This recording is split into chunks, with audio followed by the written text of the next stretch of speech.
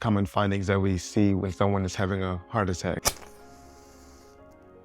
What are the symptoms that people are typically presenting with? I'm gonna discuss about 5 common signs. The first one is chest pain. A lot of people always have chest pain when they're having a heart attack.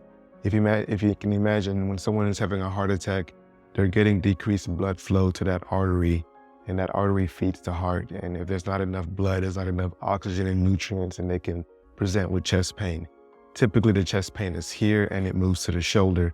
Typically, the chest pain is worse with activity, because with activity, you need more nutrients, you need more blood. And when you're not having that blood, you're not having that nutrients, it's gonna produce chest pain. But we also have to ensure that we include all peoples, because a lot of people having heart attacks don't have the classic chest pain, the elephant sitting in their chest. Sometimes they can complain of chest pressure, sometimes they can complain of shoulder pain. So we have to include that too, especially if it's new. Now, the second one is shortness of breath. They have difficulty breathing. They have difficulty breathing even at rest, or especially when they're moving around.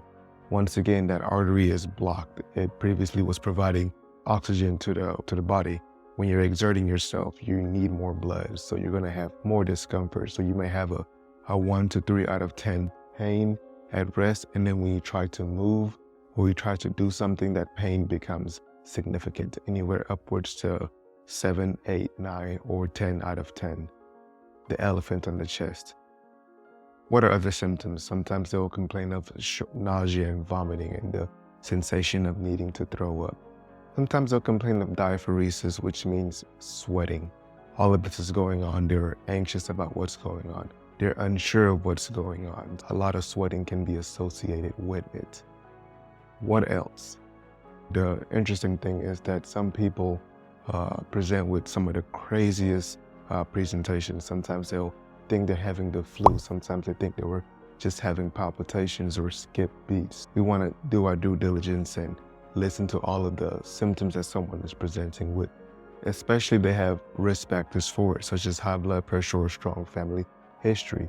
When they present to the hospital with these complaints, with these symptoms, we will get an EKG and electrocardiogram, and if it shows that they're having a heart attack, it ends there. We take them to the cardiac catheterization lab to look for blockage, potentially open it back up.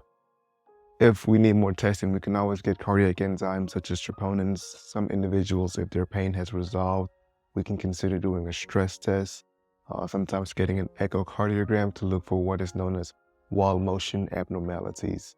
So if you can imagine that this blood vessel is being affected, this is the LAD, left anterior descending arteries. If this artery is affected, that territory is not going to squeeze as well. And the LAD, also known as the widowmaker, affects the way the front part of the heart squeezes. Instead of it squeezing like this, or it'll be a little bit weaker. And hopefully I'll put a picture up there to give a better depiction of what it should look like. So if a territory is not getting enough blood flow, it's going to lead to chest pain, but it's also going to lead to regional wall motion abnormalities. So if someone's symptoms have completely resolved, we can use the echocardiogram to help us in making the decision as to whether we should look a little bit further, do a cardiac catheterization. So between the symptoms, EKG, troponins, stress tests, and echocardiogram, we should be able to get the big picture as to what's going on, because time is muscle, and if you don't get to it quickly enough, it can lead to muscle death. So no matter what we do, it becomes irreversible. Our goal is to try to reverse this with putting in a stent, or even treating it with doing coronary artery bypass graft or CABG, open heart surgery. I hope you guys found some benefit in this, and if you do, drop a like in the comment. Let me know what else you want to know regarding the heart, regarding health, and regarding prevention.